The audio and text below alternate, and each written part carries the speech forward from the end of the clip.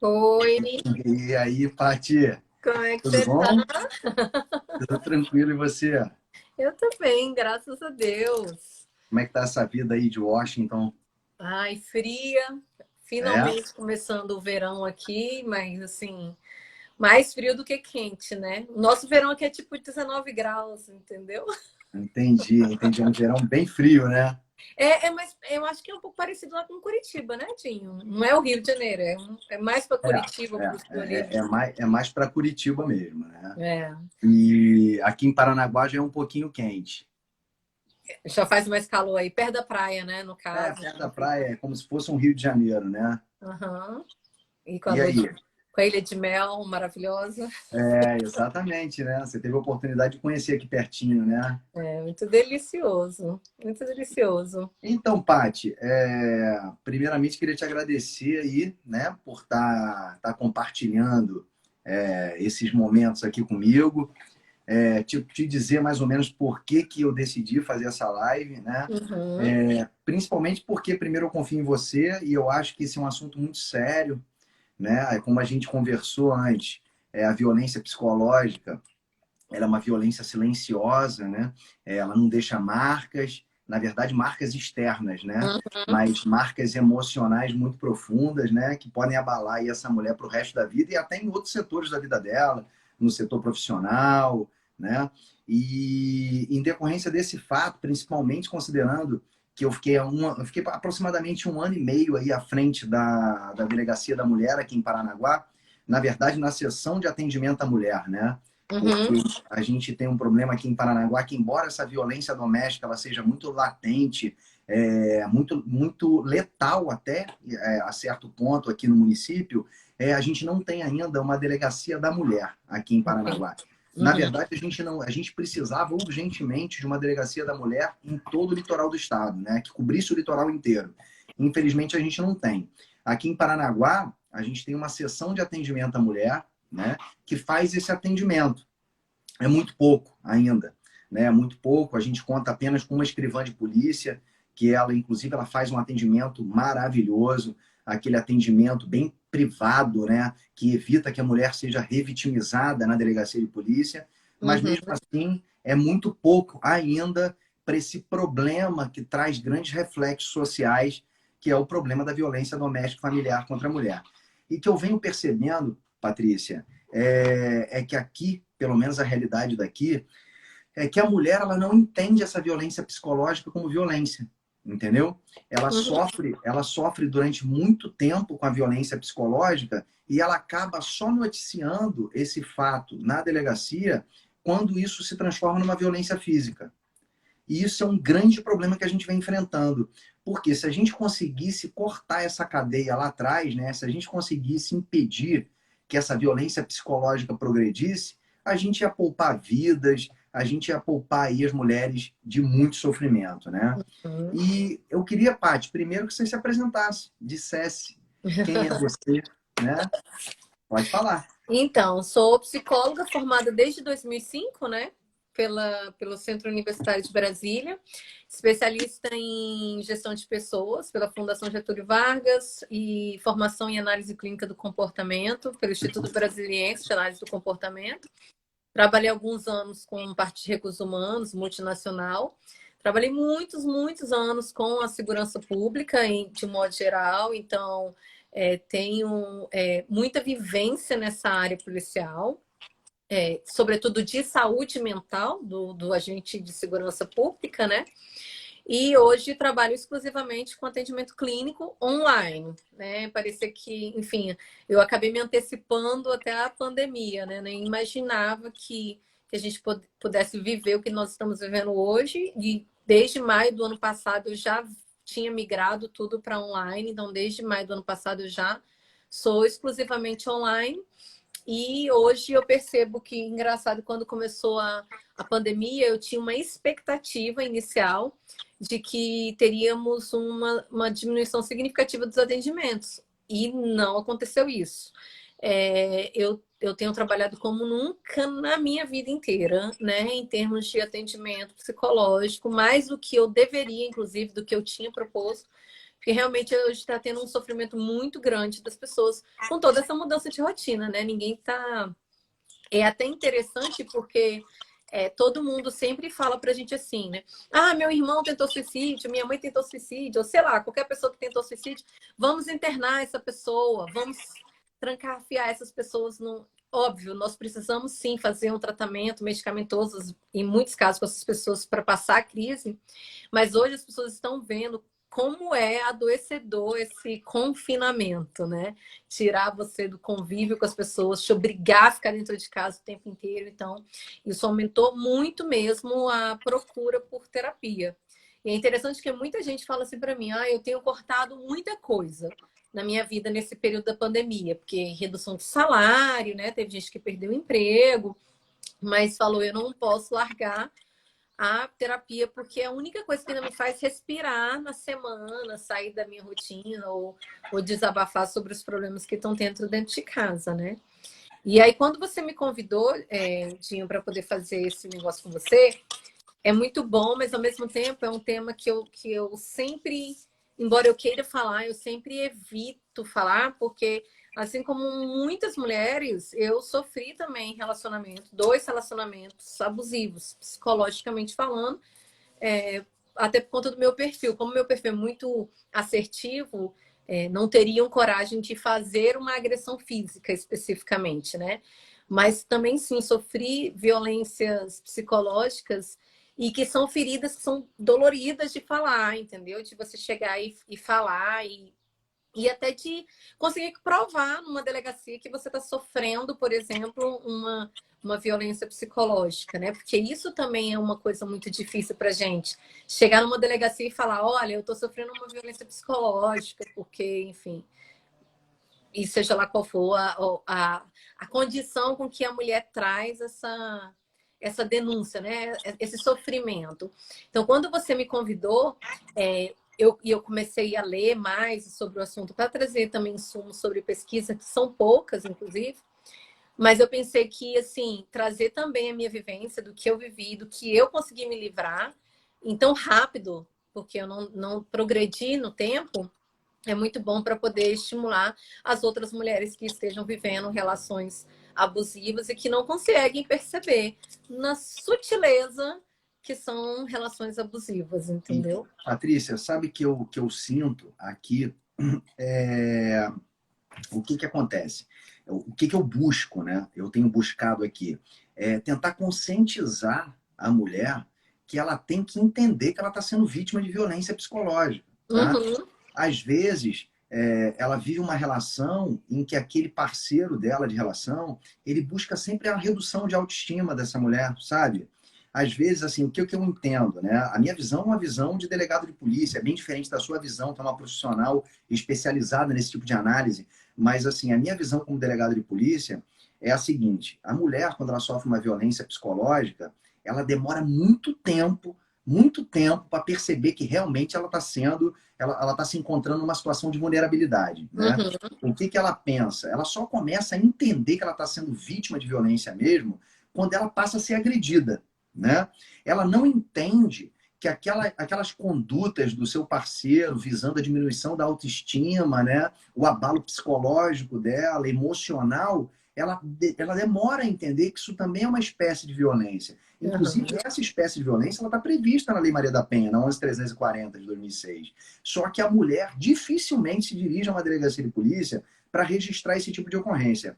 E eu creio que isso a gente chama de violência sistêmica, né? Aquela violência que tem ali aquele resquício de autoritarismo, né? Aqueles homens que ainda se encontram, né, no passado, crendo que eles podem subjugar a mulher pela violência, né? O que eu vejo muito aqui? Muitos homens, né, inseguros, na verdade, são homens inseguros, o que eles buscam? Eles buscam reduzir sempre a autoestima da mulher para eles se colocarem numa situação de superioridade. Uhum. Normalmente são homens frustrados, homens que não encontram uma realização pessoal. Na verdade, homens que não têm autoestima. E o que eles buscam ali? Eles buscam redução da autoestima da parceira, né? E isso Uhum. realmente é muito triste, porque o que eu vejo na realidade do atendimento lá na delegacia de polícia?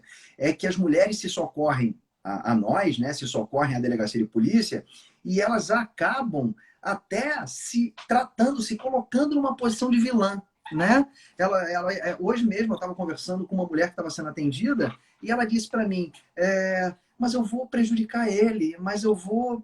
Entendeu? Então ela não se coloca naquela posição de mulher agredida, de mulher violentada, né? Ela está sempre acreditando que não, que ela é errada e que o parceiro é o certo, né? Que ela pode prejudicar ele.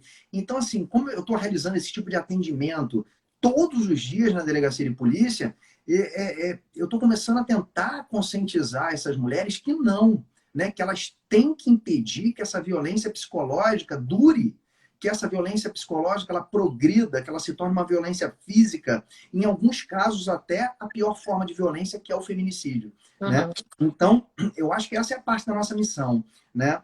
E eu queria, Paty, assim, que você... Assim, um dos problemas que eu vejo bastante é que a mulher, normalmente, que não quer ver seu agressor responsabilizado, ela tem uma hipossuficiência econômica, uma hipossuficiência emocional. Ela depende daquele agressor, seja da forma financeira ou seja da forma emocional. E isso impede que, em muitos casos, ela progrida com esse procedimento criminal e responsabilize de fato seu agressor. E o que eu vejo com isso? Que essa violência ela progride. Entendeu? Assim, você pode explicar isso até muito melhor do que eu, mas assim, eu não consigo ver hoje, com a legislação que a gente tem, existe até um projeto de lei que começa a entender a violência doméstica pelo ângulo do agressor. Ele começa a tentar realizar um tratamento, esse projeto de lei, quando gerar essa alteração legislativa, esse agressor ele vai ser tratado, tá? Que é o ideal. Que ele é uma vítima. Ideal. Em alguns contextos, o agressor é uma vítima também, Sim. que pode ter sido criado num contexto em que ele vivenciava esse comportamento e ele observava consequências e ele acaba reproduzindo o comportamento, né? Então, assim, óbvio, Dinho, que no momento da violência, etc., a gente quer odiar o monstro e assim, eu vejo o meu como um monstro e a gente vê o monstro. Mas hoje, quando eu tento racionalizar, eu penso que ele é um coitado. Na verdade, o que ele é um coitado porque ele foi abandonado, porque ele se sentia inferior. Eu, por exemplo, que sempre trabalhei com polícia, sempre estive no contato com muitos homens, o quanto que isso gerava nele a insegurança, porque eu estava em contexto com mais de homem do que com mulheres, por exemplo. Isso gerava na outra pessoa uma insegurança absurda, né?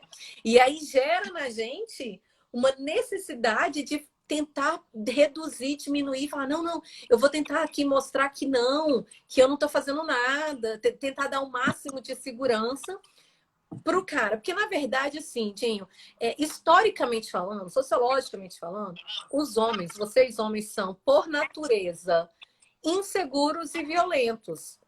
Já é por natureza. Então, o homem precisa da segurança e se ele não tem a segurança, ele vai demonstrar por forma da violência. Isso é natureza, né? Pega os animais na selva, você vai ver eles fazendo isso o tempo inteiro. Eles buscam eles são inseguros e eles buscam, né, essa segurança e eles demonstram às vezes por violência.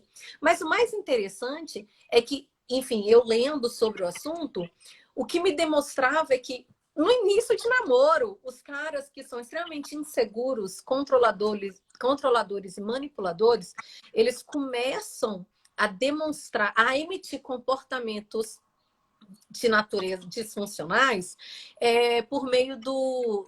não, eu quero... escondido com o discurso de eu quero te proteger. Então, olha, não vai com essa roupa, porque as pessoas vão querer fazer alguma coisa com você. Então, eu só quero te proteger. Eu tenho propriedade para falar em relação à segurança pública por trabalhar e defender vocês arduamente. Me mata, me fere mortalmente quando eu vejo policiais utilizando, por exemplo, das ferramentas de investigação para hackear a namorada, por exemplo, porque eu quero te proteger. Entende? Eu sei onde é que você está, eu quero te proteger dessas pessoas que podem querer fazer uma violência. E aí, no início, a menina se sente assim, ele só quer me proteger, ele só quer me proteger. Aí essa proteção começa a cercear a minha liberdade. porque essas tuas amigas são mal faladas. E essas suas amigas vão fazer com que você seja mal falado também. E aí ele começa a afastar das amigas também, porque afinal E de isso é contas uma forma de violência, né, já é uma Patrícia? violência. Só Essa que a mulher não forma, vê.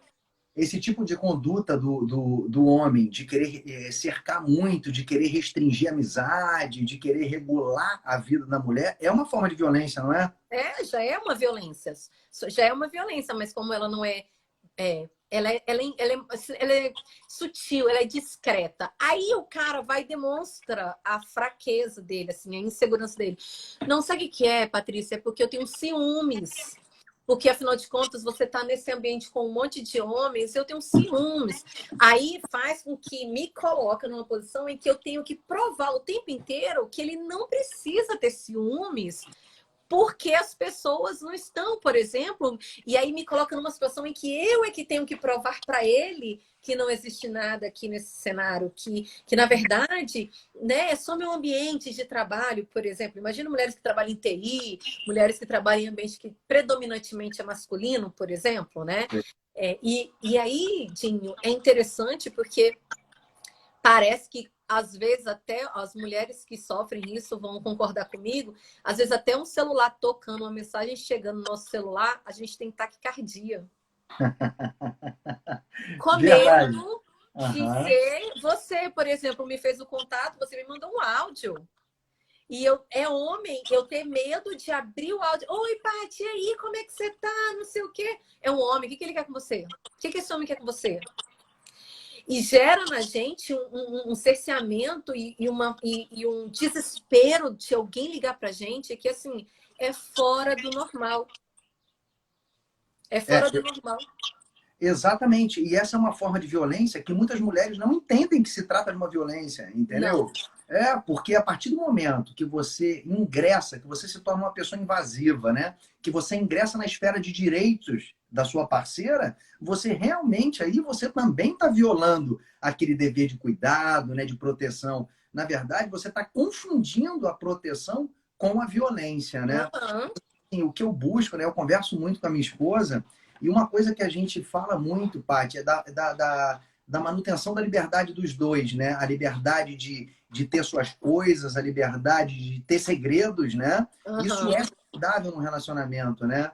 Isso é saudável. E muita gente não entende que aquele ciúme doentio... O grande problema é o seguinte, Paty, você vai concordar comigo. No início da relação, os ciúmes, aquele ciúmes até um pouco exagerado, as pessoas começam a tratar como bonitinho, como legal, como demonstração de cuidado, demonstração de amor. Só que vai passando o tempo, né? Esse ciúme começa a ser verdadeira restrição de direito, né, do seu parceiro, né? É tipo Você assim, você começa me ama, então me dá a senha do seu celular. Porque se você exatamente, me ama, você não tem segredos comigo. exatamente, exatamente. É mais ou menos por aí. E isso aí, o que, que eu vejo? Essa invasão, ela acaba se tornando algo doentio, se não for tratado lá no início, né? E Uhum. essa invasão, esse ciúme absurdo, esse sentimento de posse, né? Esse manto que alguns agressores colocam sobre suas parceiras, eles acabam sendo sinais de que isso vai evoluir lá para uma violência física, né?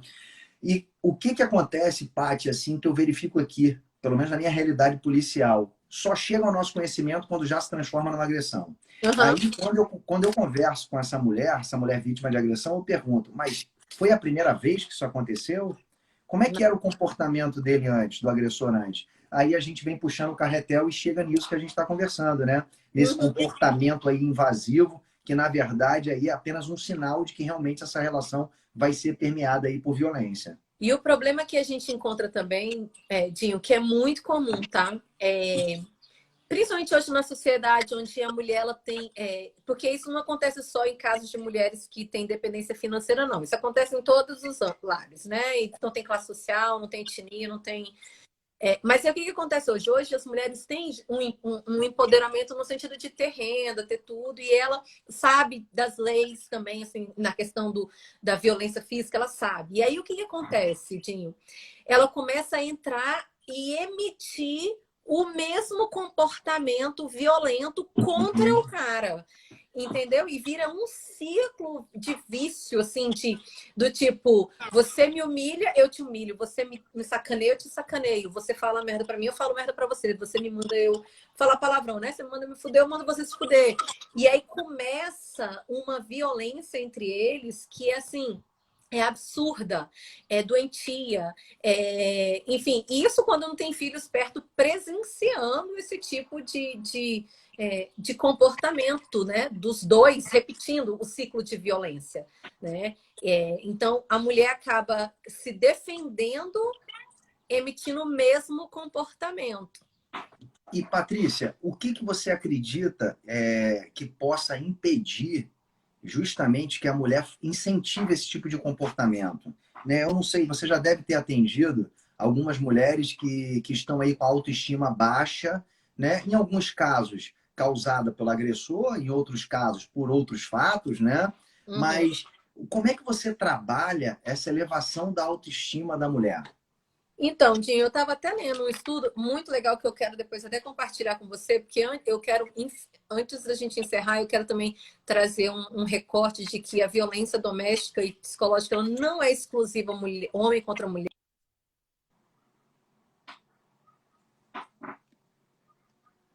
Acho que caiu a conexão da Patrícia.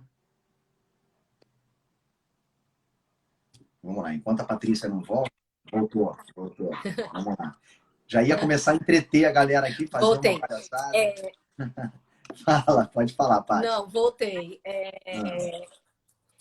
Aí o que acontece? Que eu tava perdi aqui até a linha Do estudo, que do antes de encerrar estudo. você queria trazer um Porque é o estudo. seguinte, a violência ela não é exclusiva homem com mulher, né? Eu quero depois também trazer, porque existem muitas mulheres que cometem violência contra os seus respectivos também. Tem mulheres que cometem violência contra os filhos, maridos que cometem com a violência, pais que cometem com os filhos, filhos que cometem com os pais. Isso é uma dinâmica familiar, entendeu, Dinho? Assim, agora, é óbvio que acaba indo a mulher tendo um relato maior por várias questões. A primeira é que é muito difícil um homem ir para a delegacia registrar a ocorrência porque apanhou da mulher. Sim.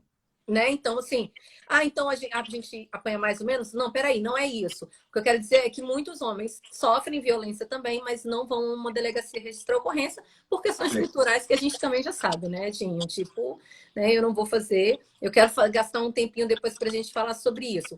Mas o que acontece? Nesse estudo, ele trouxe uma informação muito legal, eu fiz aqui uns flyers e vou poder falar sobre o assunto. Sim.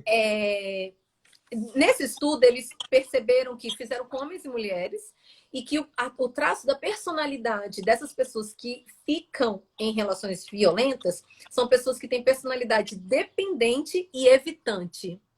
O que significa isso? Eu dependo dessa pessoa emocionalmente, eu dependo dela financeiramente, ela tem uma ligação de dependência e codependência com essa pessoa que é muito grande. Então, a gente precisa de um tratamento, de promover o autoconhecimento para entender que ela pode prover ela mesma, ela pode criar essa dependência. E o evitante, que é aquela galera que coloca tudo debaixo do tapete para evitar qualquer conflito. Eu não vou falar, sabe assim, coisas das nossas avós lá de trás que falavam, não vou falar nada não, para não ter briga. Vamos ficar quietinho aqui, ó, não vamos falar nada não, fica quieto para a gente não ter mais problema dentro de casa. Então, é uma personalidade evitante, entendeu? Tipo assim, porque quando você vai, Dinho, para uma delegacia, toma uma decisão de ir numa delegacia registrar uma ocorrência, você sabe hoje de uma série de consequências que vai impactar na vida da outra pessoa. Você tem que ter muita consciência e certeza de que é aquilo que você quer fazer. Sim. Né? E em muitos momentos ela não tem estrutura psíquica para ter essa certeza. Entendi. Então, o que eu sugiro sempre é a promoção do autoconhecimento. Sabe? Do que eu, dentro de uma relação, tolero, porque ninguém é perfeito, eu não sou perfeita, você não é perfeito, ninguém é perfeito. Dentro de uma relação, o que eu tolero e o que eu não tolero de jeito nenhum. E os primeiros sinais eu já tenho que cercear. Eu já tenho que evitar. Fazendo uma vírgula aí no que você está falando, e como é que a mulher ela vai saber qual é o limite? O limite que tem, né, desse processo, por meio do autoconhecimento, Dinho, porque olha só, o que é limite para mim pode não ser limite para Vanessa, por exemplo. O nível de tolerância da Vanessa para determinadas coisas é um. Para mim, é outro. A gente fala que a terapia é algo extremamente individual, é individualizado. Então, algumas pessoas toleram dor, por exemplo, dor. Por que algumas pessoas conseguem concluir cursos e outros não? Alguns têm mais tolerância a determinadas coisas e outros não. E outros não, entende? Então, assim, é por meio do autoconhecimento. Agora, a gente tem que saber o seguinte, existem coisas que são sutis, a gente já fala que é essa do cuidado, de querer obrigatoriamente a senha para vasculhar o celular, de rastrear a pessoa, de ter acesso, né, ao computador, colocar um hacker lá no computador, no celular. Mas aí a gente tem as outras coisas que vão acontecendo, que é assim, ó, o homem bebe, chega em casa, bêbado, e aí começa a xingar a mulher. Porque você não fez o que você tinha que fazer, porque você não arrumou o quarto, porque você não fez isso, porque a casa tá uma bagunça. E aí no dia seguinte, a desculpa dele é assim, ó. Ah, é porque eu tava bêbado. Sim. E aí a mulher começa a falar, não. Quando ele tá sóbrio, ele não faz isso. Ele só faz isso quando ele tá bêbado. Sim. Na verdade, ele só usa a bebida para tirar o filtro e se comportar como ele realmente quer se comportar sóbrio. É isso mesmo, exatamente isso. Eu acho que a bebida ela é até um catalisador, né? A bebida ela serve para você fazer as coisas que você não tem coragem de fazer quando está sóbrio, mas que você quer fazer. Ela te legitima, a fazer as coisas. Exatamente. E, Patrícia, assim, pelas ocorrências de violência doméstica que eu pego aqui, eu faço muito flagrante de violência doméstica durante a madrugada, né? Uhum. Na grande maioria dos flagrantes que eu faço, o agressor, ele está embriagado. A grande maioria está embriagado, né? E, obviamente, isso não é justificativa nenhuma para agredir, né? Uhum. Eu acho que o homem que ele é seguro de si, que ele tem uma relação saudável com a sua parceira, ele não é invasivo, que eles se respeitam, ele vai beber, se ele quiser beber, ele vai se embriagar e ele não vai agredir sua parceira, né? Não vai, ele vai dormir com uma pedra às vezes. Exatamente. E você sabe qual é o dia da semana que tem o maior número de ocorrências de violência contra a mulher? Ou chamado de polícia? Nunca fiz uma estatística, mas poderia ser, de repente, uma sexta ou um sábado? Não sei. Domingo após o bendito jogo de futebol. Ah. Então o cabra fica puto porque o time dele perdeu, está embriagado e desconta na parceira dele. Isso é um absurdo mesmo. Entende? E aí usa bebida para emitir o comportamento que já é dele. Ele já tem um comportamento violento. Patrícia, só fazer um ponto aí, tá participando da live aqui, um policial civil brilhante do Rio de Janeiro, Luiz Gustavo, um irmão, um parceiro meu da vida, e eu fico muito feliz da participação dele. Obviamente, ele não é agressor de mulher nenhuma, pelo contrário, é um cara extremamente seguro de si e que mantém aí ao longo da vida, mantém ainda com a sua esposa uma relação extremamente saudável. Eu só queria deixar um abraço para ele e pode prosseguir, Paty. Então, assim, a gente precisa começar a parar de usar desculpas. O problema é que o homem, ele começa com essa questão de cuidado primeiro, e aí que é silencioso, que é sutil, que é bonitinho, ele gosta, né, de mim, enfim, e aí começa a passar por umas coisas mais constrangedoras, cercear um pouco meus amigos, fazer chantagem emocional. Ah, se fulano foi, eu não vou, porque eu não gosto de fulano, porque o fulano dá em cima de você. E aí começa a fazer algumas chantagens emocionais com a mulher, e a mulher vai caindo, porque a mulher, a gente cresceu numa cultura em que a gente tem sim, que casar, ter filhos, constituir uma família a qualquer custo, e às vezes vem esse custo aí emocional muito grande, né? Eu fui anotando aqui, tem Miller colocou uma frase nos estudos dele sobre violência psicológica, ele fala assim, Dinho, o agressor, antes de poder ferir fisicamente a sua companheira, ele precisa baixar a autoestima de tal forma que ela tolere as agressões. Cara, perfeito. Perfeito. Entende? Então, o que acontece? Mulheres que estão nos ouvindo agora, para você entender se você está numa relação, por exemplo, já abusiva, já de violência psicológica, você vai começar a ter muitas dores. No meu caso, Dinho, eu tive gastrite.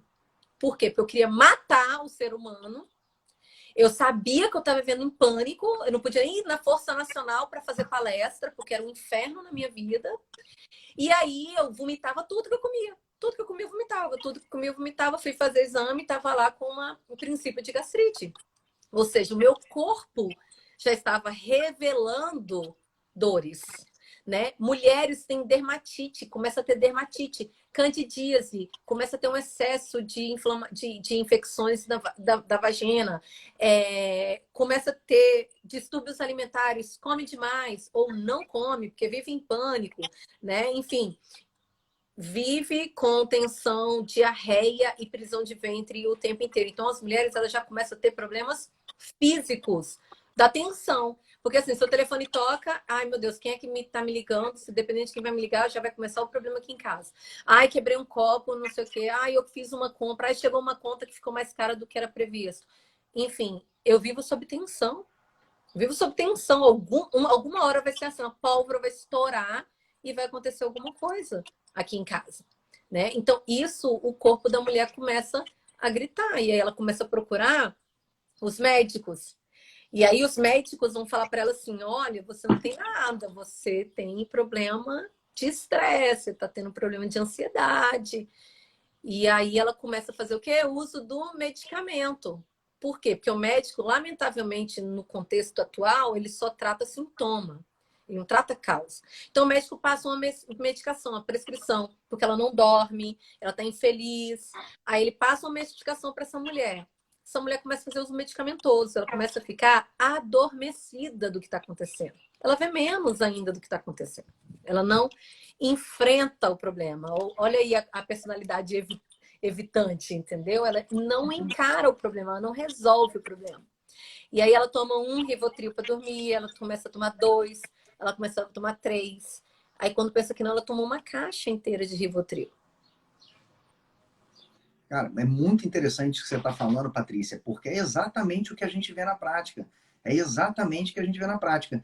E o grande problema é o seguinte, que ela vai viver essa dor dela durante muito tempo. E ela não dá o start para interromper esse processo, entendeu? Porque quando ela percebe realmente que ela está vivendo um relacionamento abusivo, que ela está sofrendo violência, é porque essa violência já se exteriorizou. Ela já virou uma está violência adoecida, ela já física. não tem mais nem força para sair da relação. Aí ela come demais, Dinho. Comer demais significa o quê? Engordar. Ela não pode nem ir para academia, porque eu já ouvi falas de homens que você não vai para academia porque essas roupas apertadas vai fazer o homem olhar para sua vagina. Sim. Você não vai para academia com essa roupa porque só vai para academia com essas roupas piranhas. Sim. E aí ela não malha, e ela não faz atividade física, que é fundamental para a produção de endorfina, de noradrenalina, para o seu bem-estar, né? E aí ela começa a engordar. E aí depois o que o homem começa a falar para ela? Nossa, como você tá gorda. Nossa, você vai usar essa roupa? Você não tá Exatamente. vendo a gordura sair? Aquelas condutas para derrubar a autoestima da mulher, né? Uhum, uhum. Vai transar com mulher? Não existe o contexto. É o Sim. pênis dela, dele e a vagina dela. E é só isso. Um estupro. Que ela ainda não entende que é só um estupro. Mas é um estupro quase. Né? Então você é gorda. Ai, nossa, você já tá fedendo de novo, porque a mulher tá lá com alguma infecção da vagina. Você tá fedendo. Nossa, você é porqueiro, você é porca. Também é lógico, você é porca, você vai ficar fedendo. Cara, é realmente muito chocante. Assim, a gente está vendo agora, eu estou tendo a oportunidade de conversar com você. Obviamente, a gente já deduz muito do que você está falando, né? Quando a gente faz o atendimento na delegacia de polícia. Uhum. Mas ouvir isso de uma psicóloga torna o fato muito mais grave, muito mais chocante, traz mais perplexidade para a gente, né? Porque quando a gente atua, Paty, quando a gente atua na segurança pública, a gente atua na ponta da lança, né? A gente atua lá no final. Uhum. Então, quanto já aconteceu com essa mulher na hora que ela se apresenta numa delegacia de polícia e ela pede socorro, literalmente socorro, né? Porque ela já não sabe mais do que ela faz. E sabe o que é mais engraçado, Patrícia? Mais engraçado não, mais triste, né? Mais engraçado porque é toda hora que acontece, mas mais triste. Normalmente, durante a madrugada, a mulher é vítima de uma lesão corporal, por exemplo, uma violência física, né? Já progrediu da psicológica para a física. Porque a psicológica esquece no âmbito policial. Essa nunca chega a ser noticiada, tá? Mas vamos dizer que ela sofreu uma violência física. Ela chega na delegacia de polícia, eu explico todo o procedimento para ela, né? Eu menciono como é que vai, quais são as consequências penais para aquele agressor e começo a fazer o flagrante. Não dá mais ou menos, sei lá, 30 minutos que você iniciou o procedimento e ela já está pedindo para que ele não seja preso. Aí outro dia eu ouvi algo que foi bastante triste, né? E realmente mexeu comigo. Eu não sabia dar uma solução para esse caso. Quando ele estava sendo preso, né? Eu estava dando a nota de culpa, formalizando, né? Aquela comunicação de prisão para ele, dando a voz de prisão. Ela disse para mim o seguinte: delegado, como é que vai ser a minha vida amanhã se eu dependo dele para comprar o pão para minhas crianças? E aí, Patrícia, eu não sabia o que dizer para ela. Na verdade, o que eu disse para ela é o seguinte, que, na verdade, ela tinha que cuidar da vida dela, cuidar da vida das crianças dela, dos filhos, porque aquela pessoa ali, ela não era apenas provedora daquela residência, né, daquela família, aquela pessoa, continuando com essa conduta desviada, ela ia acabar acabando com aquele núcleo familiar, né? Então, nesse momento, ela teria que priorizar a vida dela, né? Só que mesmo assim, ela na prática para ela sabe que no dia seguinte ela não teria mais o que fazer, ela não teria dinheiro nenhum para comprar o café da manhã dela, ela não teria para sustentar as crianças. E aí que entra a necessidade de uma rede de atendimento, que a gente não tem ainda uma rede de atendimento eficaz. Por exemplo, com uma psicóloga para atuar imediatamente nessa mulher. Atuar também no agressor, obviamente, porque a gente tem que recuperar o agressor, né? Porque senão a gente fica prendendo, esse soltando. contexto, eu tenho uma crítica muito, infelizmente, direta. Por que a gente não tem nenhuma rede de apoio à vítima? Porque a vítima não faz nada para a sociedade contra a sociedade. Por que a gente tem uma rede de apoio a criminosos? Porque a sociedade quer que o criminoso se recupere para não me atacar mais. Então, eu vou investir o que eu tenho aqui, porque aí você recupera esse meliante aí, esse meliante não me ataca mais. Mas a vítima não faz nada contra a sociedade. A Então, a vítima não sociedade incomoda, não né? vê a vítima. Sim, a vítima não incomoda. Não me incomoda. Então, Exatamente. eu sou indiferente a isso. Tinho, tem casos de homens que praticam violências repetidas vezes, seja porque queimou arroz, seja porque não tem carne para comer em casa, porque ele não trouxe 3, 4 filhos em casa, dele bater na mulher na frente de todas as crianças, e bate de novo, e bate de novo, e bate de novo, e bate de novo, e queima a mulher e faz uma. Até a mulher se enforcar. Entende? Enfim. E aí a gente tem os efeitos, que quando a mulher consegue sair dessa relação, quando ela finalmente consegue sair dessa relação, porque é engraçado que os homens falam muito assim. Lógico que essa casa tá desarrumada, você é uma preguiçosa, lógico que você não ganha mais, porque você é burra. Burros, porque só eu para poder aguentar ficar com você. Só eu, agradeça a Deus, porque só eu para poder ficar com uma mulher burra, fedorenta e preguiçosa como você. Só eu. Você não vai arranjar ninguém para ficar com você. Porque quem é que vai querer uma gorda, feia, mal cuidada, fedorenta, preguiçosa e burra, que é o que você é? Essas são falas de homens que praticam já no nível maior da violência. E aí eles falam muito assim, ó, ou então homens que ainda não chegaram nesse nível, mas começam a atrair as suas respectivas, e as mulheres eles começam a ser indiferentes a elas, e elas começam a praticar o mesmo comportamento deles, investigação, né, invadir privacidade, e descobre que estão sendo traídas por eles. E aí a fala deles é assim, ó, você é doida, você precisa de tratamento psicológico louco, porque você é louca, você precisa ser internada, você precisa de psiquiatra. Essa é a única fala que eu vou ter que concordar com o cara, porque ela realmente precisa de tratamento para sair dessa relação. Entendeu? Ela precisa de tratamento. E às vezes ele fala: você nunca vai achar alguém como eu, que é outra fala que eu também acho legal, que a gente espera que ela nunca mais arranje ninguém como ele, né? Então ela realmente. E aí a gente vê nesses memes assim, ele falou que eu precisava de tratamento, eu fui e nunca mais voltei. Então, assim, a ideia é essa, ele tá mandando você procurar tratamento, procura mesmo, inclusive pede para ele pagar o tratamento, vai e nunca mais volte para ele. Entende? Porque, assim, infelizmente você vê, a psicologia, a psiquiatria, ela ainda tá atrelada à loucura e a diminuir a pessoa. né? Eu diminuo a pessoa dizendo que você é louca, que você precisa de tratamento psiquiátrico urgente, porque você é maluca. E aí eu sempre falo, vem fazer tratamento mesmo psicológico. Você tá doida mesmo de aguentar isso. Vem, a gente te trata e você não volta mais, entendeu?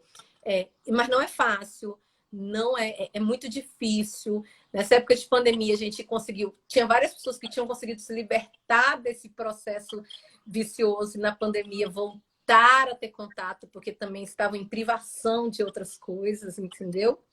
E acabaram voltando para. Provavelmente voltaram para essas relações não funcionais, né? E aí a gente tem efeitos, falta de esperança, eu nunca vou sair disso.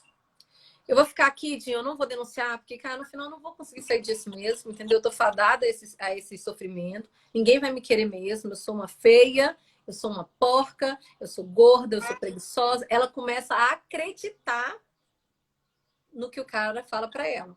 E aí ela tem dificuldade de confiar nas pessoas, porque como é que eu vou confiar nas pessoas?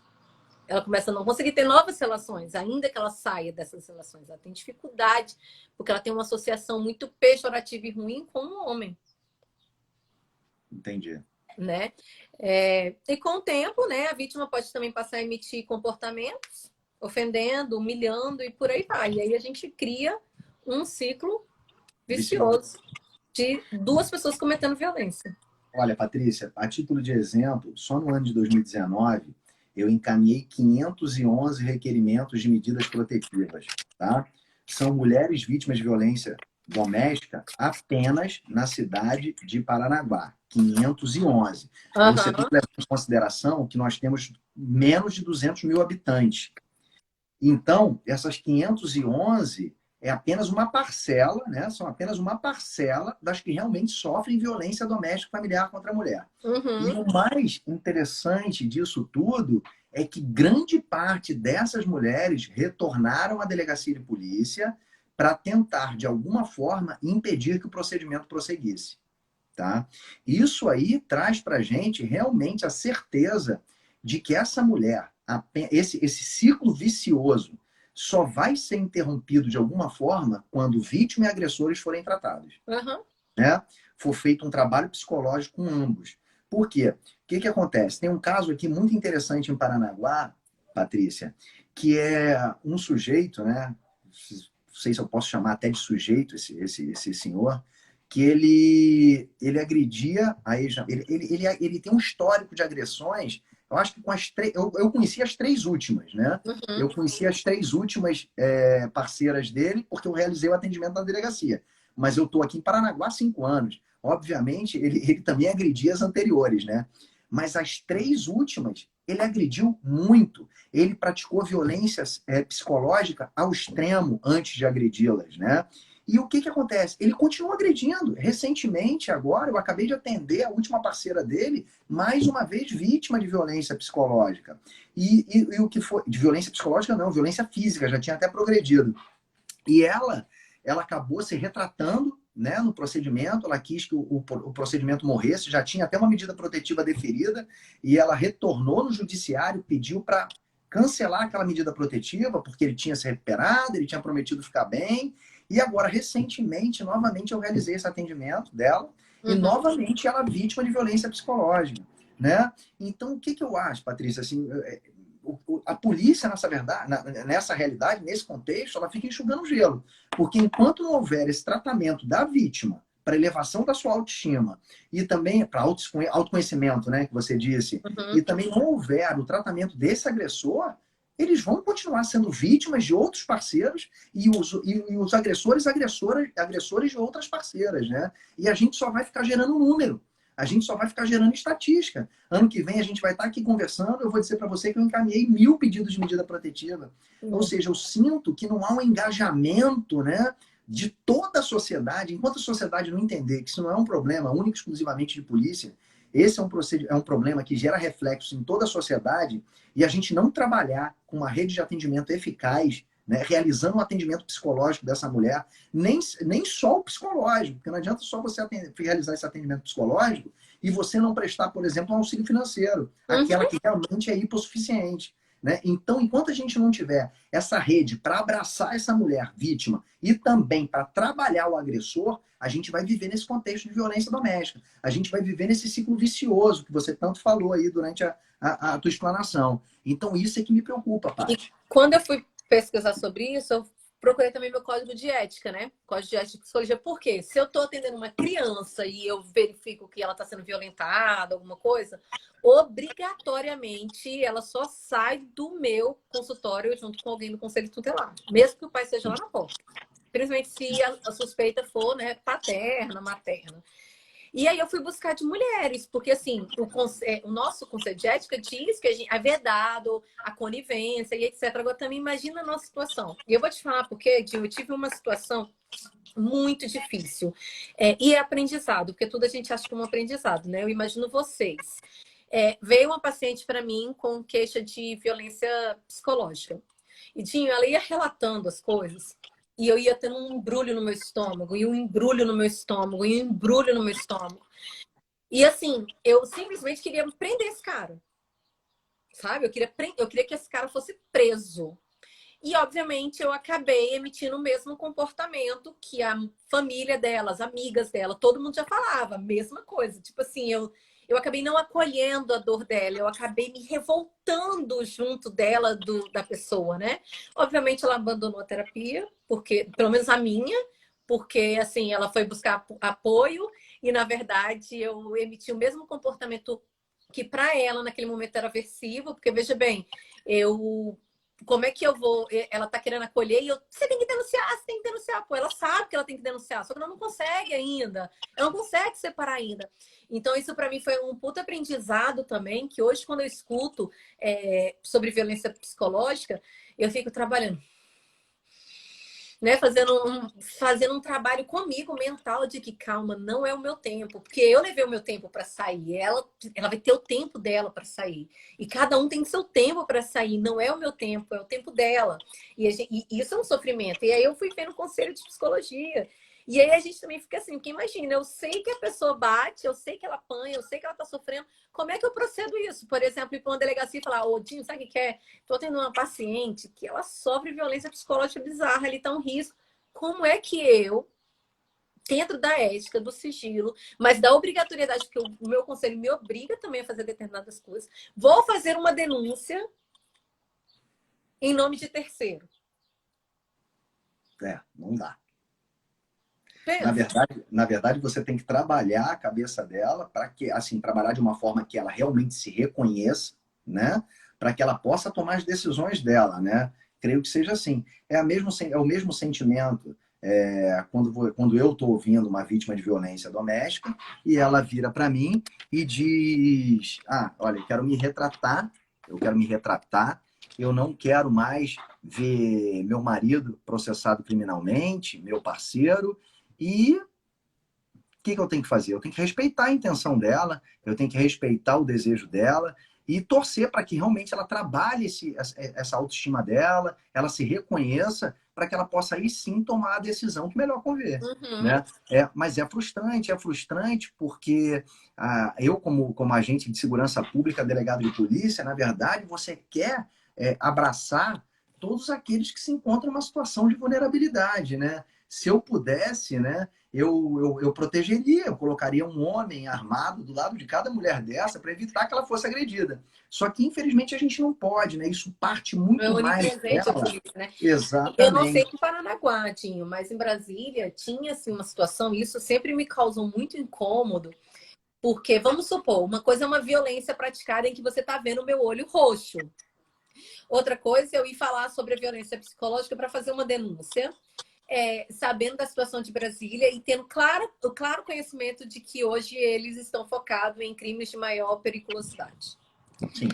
Então, assim, você fica, tá aí, então, eu vou fazer o quê? Exatamente, Patrícia. Isso que você falou é importantíssimo. Sabe o que acontece? A gente vive num mundo ainda autoritarista, um mundo machista, né? Por mais que muita gente negue isso, a gente infelizmente ainda vive nesse mundo. E Uhum. o que acontece? Eu coloco também a segurança pública nesse contexto, né? Uma mulher vítima de violência psicológica, ela chega à delegacia de polícia, o primeiro medo dela é ser expulsa da delegacia. Uhum. Entendeu? Que alguém diga para ela e fala assim, não, que isso aí não é caso de violência, que mande ela embora. Entendeu? Então, o que eu tentei fazer durante esse tempo que eu permaneci à frente dessa sessão de atendimento à mulher? Conscientizar todos os servidores da unidade que se aquela mulher se socorreu à Polícia Civil, ela já quebrou um bloqueio anterior imenso. Então, nós temos o dever de acolher essa mulher em situação de risco, em situação de vulnerabilidade, e tentar entender o que realmente ela está passando no interior do seu núcleo familiar. Uhum. Hoje, graças a Deus, a nossa delegacia de polícia, ela já está fazendo esse atendimento diferenciado. Primeiro, eu designei uma escrivã de polícia, mulher, né, especializada nesse tipo de atendimento para atender todas as mulheres. A Fernanda está mencionando isso, que realmente ela sai humilhada da delegacia. Realmente, eu concordo com você, Fernanda. Em muitos casos, sai humilhada da delegacia. Ela sai mais de uma vez vítima. Ela foi Uhum. vitimada em casa, ela sai Eu queria vitimada só pelos fazer órgãos um públicos. parênteses aí, Pode fazer. porque eu, trabalhando com polícia há muito tempo, assim, quem não conhece a polícia não sabe das bizarrices que vocês atendem em delegacia, assim, das bizarrices surreais que acontecem dentro de uma delegacia, de um plantão de delegacia. E, infelizmente, o papel do policial é fazer investigação, porque imagina, se todo mundo que for lá fazer uma denúncia e você tomar como verdade absoluta quem é o denunciante, muitas injustiças serão cometidas, porque o policial precisa investigar. É para isso a função investigativa, né? E aí o que acontece? Como o policial também se depara na delegacia com falsas denúncias, e isso é o que mais me corta o coração, Dinho, é quando a mulher se utiliza de uma lei para ter benefício próprio, criando mentiras a respeito do parceiro, porque isso também é verdade dentro de consultório e causa Também sofrimento pra acontece. caramba nos homens, entendeu? E ela cria. Então, assim, o policial ele precisa fazer a investigação. E vocês vão fazendo perguntas e vão fazendo perguntas. Para quem está fazendo uma falsa denúncia, é ótimo, porque você já quebra ali a pessoa na falsa denúncia. Mas para quem não está fazendo uma falsa denúncia, meu Deus, é um sofrimento eterno. Mas por isso, Patrícia, que esse tipo de atendimento à mulher, eu vou dizer para você, eu tenho certeza, primeiro que tinha que ser feita uma triagem com essa mulher. Ela não poderia ser atendida no primeiro momento por um policial, tá? Uhum. Então, nós deveríamos ter uma assistente social, alguém que fizesse esse atendimento inicial, né? Para que conversasse com ela e filtrasse realmente o que está acontecendo, conseguisse extrair dela o que realmente está acontecendo. Para ir, num segundo momento, ela ser encaminhada para a escrivã de polícia. A minha sorte é que eu tenho uma escrivã de polícia que ela tem uma sensibilidade muito grande. Então ela consegue conversar, Rodrigo, um grande abraço, meu irmão. Ela consegue conversar e extrair realmente, mais do que eu até, tá? Porque eu, se chorar na minha frente, para mim já é a vítima e eu já começo a pirar naquela situação. Né? Tem certos casos, como você disse, que a gente não consegue manter esse distanciamento, né, profissional. Que você acaba se abalando, principalmente levando em consideração que você tem esposa, você tem filha, você tem mãe, e você realmente acaba gerando aquela empatia naquele momento, você começa a enxergar o problema com os olhos da mulher e não dá certo, né? Mas então, para mim é difícil também extrair essas informações. Eu preferia que alguém com conhecimento técnico realizasse essa conversa com essa mulher antes que nós encaminhássemos essa mulher para a escrivã de polícia. Mas já que isso não é possível, né, acaba sendo esse atendimento realizado pela escrivã, que é uma pessoa de grande sensibilidade, e a gente está conseguindo realmente extrair, separar aqueles casos que não são realmente violência, né? Que aí você vê que realmente é a lei, o diploma legal sendo utilizado para outros interesses que não realmente a proteção da mulher, e a gente consegue enxergar qual é aquela mulher que realmente está sendo vítima de violência doméstica. E aí sim, dedicando todo o nosso esforço a essa mulher, para protegê-la, para evitar que ela seja novamente vítima de agressão. Pois é, mas aí nesse ponto que eu acho que vale a pena a complementação, assim, identificado que ela sofre uma violência psicológica e não necessariamente ainda foi agredida nem nada, mas ela está em sofrimento, o incentivo para que ela busque a terapia. E aí é interessante porque muita gente me pergunta, tá, mas eu vou procurar o psicólogo vai fazer o quê? Né? Porque, tipo assim, o que ele vai fazer? Então, até para clarear para as pessoas que estão. Eu não estou conseguindo ver aqui o update de quantas pessoas estão assistindo, nem quem está mandando mensagem, nem nada. Mas, enfim, eu não sei quantas mulheres tem, mas qual o Depois você nosso vai ver. papel? Depois Qual eu é o vou nosso baixar, papel? eu vou Oi? baixar a live. Depois que eu baixar a live, você consegue enxergar. Aí você responde as pessoas que estão fazendo perguntas. Tá. Então, qual é o papel do psicólogo, né? O primeiro de todos é o acolhimento. Aquele acolhimento que eu, uma vez, não consegui fazer, né? E aprendi com o sofrimento, porque eu sei que ela foi embora e que ela continuou sofrendo por muito tempo. Mas aprendi e agora eu sei fazer um acolhimento melhor sobre isso, né? Depois a gente vai fazer o seguinte, a gente vai contribuir para a reconstrução desse indivíduo. Porque ele está tão destruído, acreditando que ele é tudo aquilo, ela é tudo aquilo que o cara disse que ela é, que eu tenho que reconstruir essa pessoa, né? Depois eu vou ter que fazer uma relação dela com a sociedade. Entendimento de leis, relacionamento dela com a família, relacionamento dela com as amigas, com as pessoas próximas. Eu preciso fazer com que ela volte a ter o tripé que eu falo, né? As bases para dar o suporte nela, para quando ela começar a cair, ela ter aqui, ó, as bases para poder ir se suportando, né? E aí, com isso, eu consigo desenvolver uma autoestima. É muito importante, Dinho, também trabalhar a não vitimização. Ela é vítima, mas ela não pode ficar nessa posição de vítima o tempo inteiro. Então, ela tem que sair desse processo. Então, ela tem que começar a sair de onde está para ela conseguir ser dona da própria vida, dona da própria história. Então, eu tenho que tirar ela dessa vitimização. Ou seja, num acolhimento, eu ainda vejo ela como vítima. Com o processo de evolução, eu quero que ela seja protagonista da história dela. Sim, Entende? sim. E aí eu vou provocar o quê? O autoquestionamento, né? Por que que eu me relacionei com essa pessoa? Quais eram as consequências positivas que eu tinha? O que que eu estava preenchendo nesse buraco que essa pessoa veio preencher, né? Por que que eu repito? Porque é muito comum. Às vezes a mulher sai de uma relação e entra em outra da mesma maneira. Tipo assim, só trocou Clé com Clé, mas é o mesmo tipo de violência, entendeu? Tipo, o cara é violento aqui e é violento aqui. Não sei se você já Paty, pegou isso. já, claro. Paty, e assim, cara, tá muito gostosa a live, a conversa com você, só que faltam 2 minutos para ela encerrar Mentira! automaticamente. Então, assim, a gente tem papo aí, violência doméstica, a gente vai falar aqui a noite inteira, né? Uhum. Mas então, vamos prosseguir. Eu quero te convidar agora para a gente fazer uma no Facebook, tá? Tá. Uma live bem feita, bem profissional, porque eu tô sendo questionado bastante naquela plataforma sobre realmente o que se fazer quando a mulher está em situação de uma violência psicológica. Então, eu quero você junto comigo para a gente trabalhar lá também. Tamo junto.